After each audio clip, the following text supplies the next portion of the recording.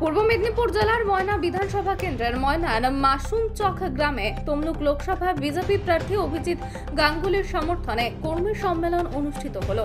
এদিন প্রধান বক্তা হিসেবে উপস্থিত ছিলেন বিজেপি প্রার্থী অভিজিৎ গাঙ্গুলি। এদিন সভায় তৃণমূলের বিভিন্ন দুর্নীতি নিয়ে সরব হন অভিজিৎ গাঙ্গুলি, পাশাপাশি চাকরি দুর্নীতি নিয়ে রাজ্য সরকারের চরম সমালোচনা করেন। ইতিমধ্যেই এসএসসি এটা জানিয়ে দিয়েছে যে 19,000-এর তারা যোগ্য। এতদিন কেন এসএসসি জানায়নি? সে তো এসএসসি বলতে পারবে কেন যায় না। আমরা শুধুমাত্র এটা আন্দাজ করতে পারি কেন জানাই, এটাও বলবো কেন জানাই এখন না।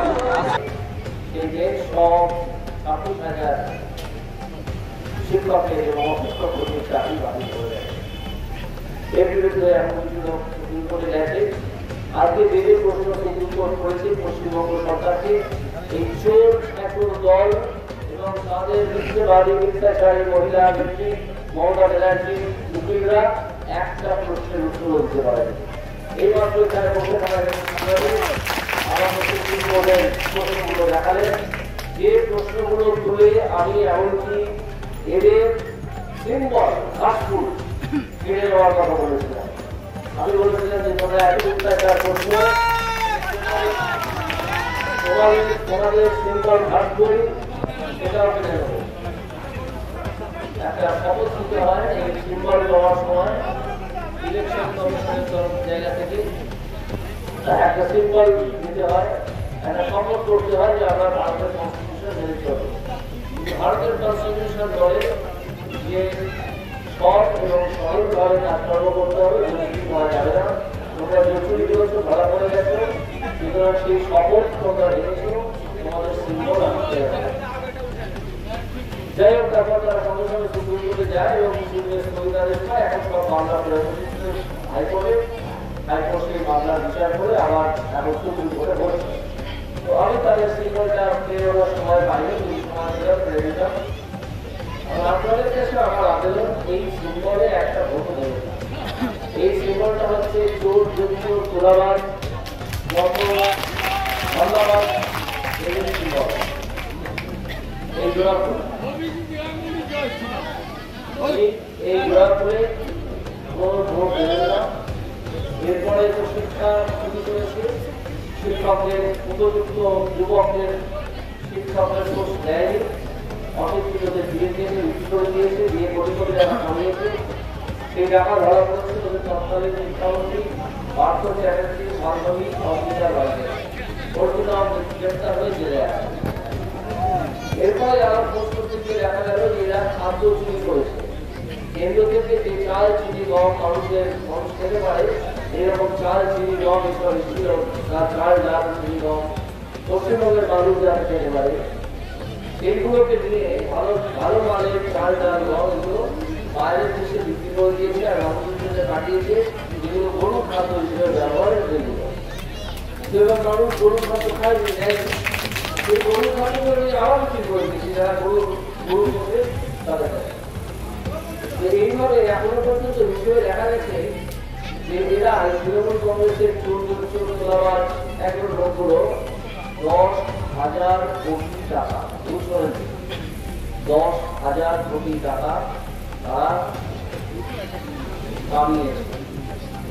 মানুষ মাথার দাম পায়ে থেকে উপার্জন করে, কিন্তু যখন এই চুরি দালালি করে টাকা কেউ উপার্জন করে তাকে আমরা উপার্জন বলি না, তাকে আমরা বলি কামানো।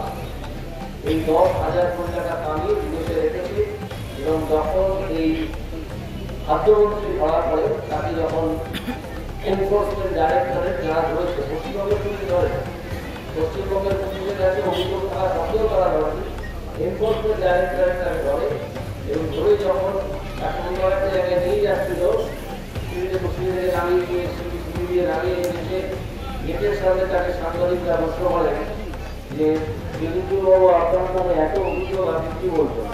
তখন তিনি বলেছেন দিদি সব জানে।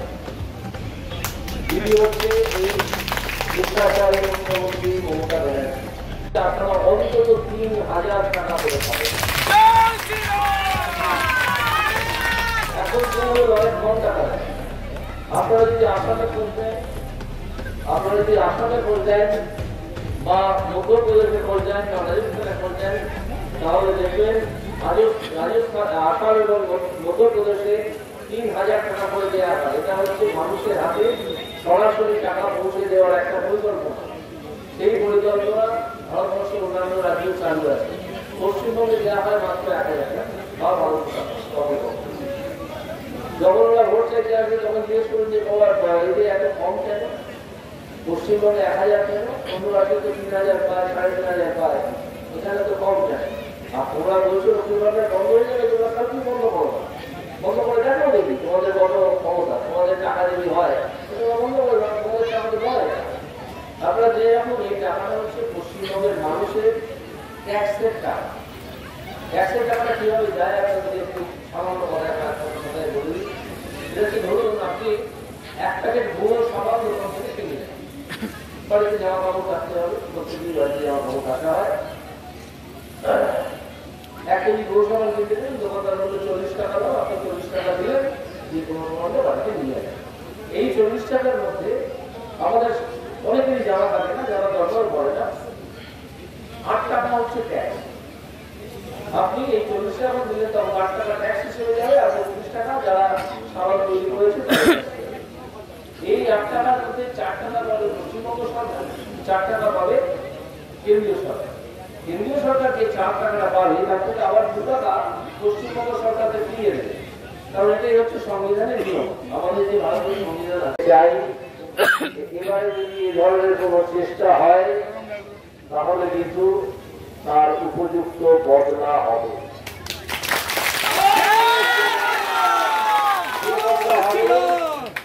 হবে সেটা আপনার যারা এটা করেছেন বা করার কথা ভাবছেন, তার আগামী 3টি প্রজন্ম অর্থাৎ ছেলে এবং নাতি, তারাও মনে রাখবে।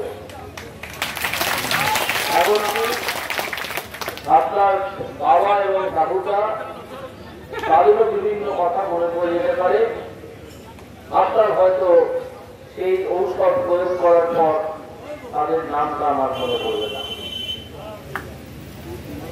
তো তাদেরকে আমি প্রথমেই হুঁশিয়ারি দিয়ে যাচ্ছি, এই চেষ্টাটাও করবেন না, করলে কিন্তু প্রমাণ আপনাদের নিজেদের ভালো মতো আপনারা করবেন না। দ্বিতীয় কথা হচ্ছে যে আপনারা জানেন যে আমি এই লোকসভা কেন্দ্রে অর্থাৎ তমলুক লোকসভা কেন্দ্রে ভারতীয় জনতা পার্টির প্রার্থী। আমি আপনাদের কাছে এসেছি একটা আবেদন নিয়ে, কেন এই ভারতীয় জনতা পার্টির প্রার্থী হিসেবে আমাকে সতর্ক ছিঁড়ে ভোট দেবেন এবং কেন অন্য যে দলটি আছে পশ্চিমবঙ্গে, যারা পশ্চিমবঙ্গ সরকারটা চালায়, তাদের দেবেন না।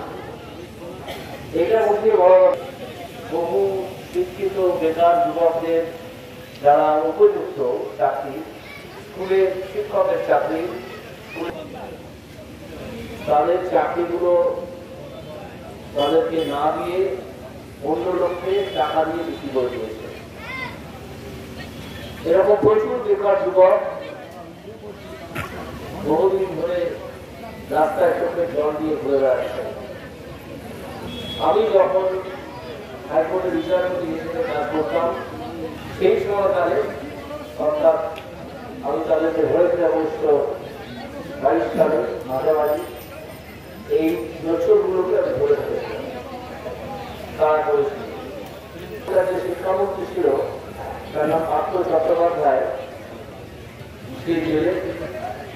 এদের বিভিন্ন অফিসার যারা এই পুলিশে সাহায্য করেছিল তারা জেলে, এবং আরেকজন উচ্চ তার নাম মানিক ভট্টাচার্য, সে প্রাথমিকের জন্য বিচার করেছিল, সেই বিচার এখন শুরু হয়েছে হাইকোর্টে। আমি শুরু করে এসেছিলাম, তাহলে মানিক ভট্টাচার্য এই লোকগুলোকে আমি জেলে পাঠাতে পারেছিলাম। আশা করছি আরো 2 দিন তারা এখন কাটবে।